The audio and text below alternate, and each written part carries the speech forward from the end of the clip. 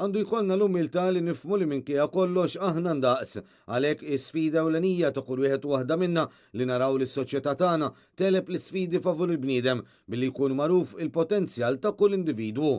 Hekk qal il-kap tal-Oppożizzjoni u tal-Partit Nazzjonalista Adrien Delija waqt sessjoni speċjali tal-Parlament fejn inżammet laqgħa għolja Ewro-Arbija dwar id-drittijiet tal-persuni b'diżabilità. From the outset, I would like you to consider, before going to anything else, to have the humility to understand that at the basis of all, we are all equal. Adrien Delija qal li f'ħajtu ltaqa' ma' persuni li għalkemm nieqsa mid-dawl għandhom viżjoni ħafna aktar wiesa fil-mod kif jaħsbu.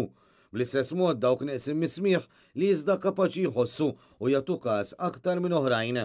Fost l-oħrajn iltaqgħu wkoll ma' min għandu problemi ta' mobilità iżda li kapaċi jiġru fil-viżjoni tagħhom aktar minna l-kol flimkien.